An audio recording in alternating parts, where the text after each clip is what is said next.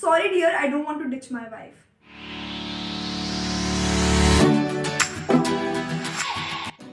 Hello दोस्तों, it's me Janvi and welcome to my YouTube channel Janvi's Review. So as you can see by the title कि ये कोई normal review video नहीं है, it is all about Diwali. So हाँ, मैं आज आपको 5 ऐसी चीज़ें बताऊंगी जो अगर नहीं होती तो आज हम दिवाली नहीं मना रहे होते और रोज़ की तरह स्कूल में होते या कॉलेज में या ऑफिस में वही बोरिंग लाइफ. एनीवेज ऐसा कुछ नहीं है, थैंक यू भगवान जी, वरना मेरी जिंदगी से एक छुट्टी कम हो जाती. सो या लेट्स स्टार्ट विद इट. तो सबसे पहली चीज, अगर राजा दशरथ रानी कैकई को 2 वरदान न देते. दरअसल हुआ क्या था, देवदानव युद्ध के दौरान राजा दशरथ के रथ का पहिया निकलने वाला था तो रानी कैकई ने अपनी उंगली लगा दी थी जिसकी वजह से वो पहिया निकलने से बच गया था. तो राजा ने खुश होकर रानी को 2 वरदान मांगने के लिए बोला, बट रानी ने बोला कि नहीं, मैं बाद में मांगूंगी. नंबर 2, अगर मंथरा रानी कैकई को उन 2 वरदानों के बारे में याद नहीं दिलाती. दरअसल हुआ क्या कि श्री राम जी का राज्याभिषेक होने वाला था अगले दिन और मंथरा चाहती नहीं थी कि राम जी राजा बने अयोध्या के, वो चाहती थी कि राजकुमार भरत का राज्याभिषेक हो. तो उन्होंने रानी कैकई को भड़काया और उनसे बोला कि आप अपने वो दोनों वरदान मांग लो और पहले वरदान में मांगो राजकुमार भरत का राज्याभिषेक और दूसरे वरदान में श्री राम का 14 वर्ष का वनवास. चलो वनवास हो गया तो ठीक है, बट अगर नंबर 3 सुपर्णखा की नाक ना काटी जाती. दरअसल हुआ क्या, श्री राम से मोहित सुपर्णखा उनके पास जाती है और उनसे अपने प्यार का इजहार करती है, बट श्री राम जी साफ साफ बोल देते हैं, sorry dear, I don't want to ditch my wife.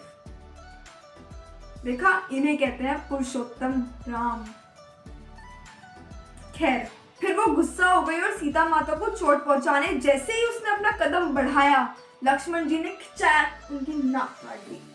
फिर वो अपने भाइयों के पास गई, वो राम जी से बदला लेने आए और राम जी ने मार डाला. फिर वो महाबली रावण के पास गई और ये सिलसिला चालू हो गया. लेकिन राम जी को माता सीता ना मिलती यदि नंबर 4, अगर हनुमान जी की मौजूदगी ना होती. अगर वो ना होते तो राम जी को सीता माता की ज्वेलरीज कैसे मिलती, वो ना होते तो लक्ष्मण जी के लिए संजीवनी बूटी कौन लाता, वो ना होते तो समुद्र पार करके सीता माता का पता कौन लाता, और वो ना होते तो पाताल लोक से श्री राम और लक्ष्मण जी को कौन बचा कर लाता.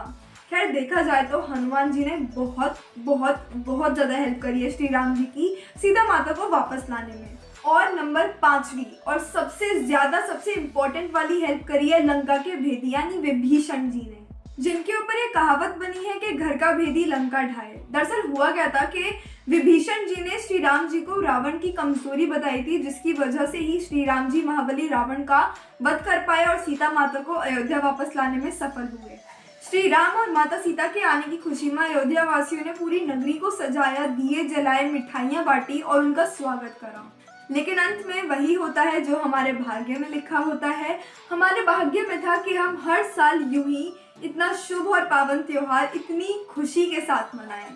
लेकिन इस बार दिवाली मनाने के चक्कर में ये मत भूल जाना कि हमें कोरोना से अपना और अपने परिवार की सुरक्षा करनी है. सोशल डिस्टेंसिंग करें, मास्क लगाएं, सैनिटाइज करें. बस ध्यान रखें कि पटाखे जलाते वक्त सैनिटाइजर आपके हाथ में ना हो, अदरवाइज आपका हाथ जल सकता है. और हाँ, एक और सीक्रेट एडवाइस, सर्दियाँ आ रही हैं, अगर चाहो तो नहाओ मत. तो आज के लिए इतना ही. हैप्पी दिवाली आपके और आपके परिवार के लिए. खूब खुशियों के साथ ये त्योहार अपनी जिंदगी में आए. Bye and take care.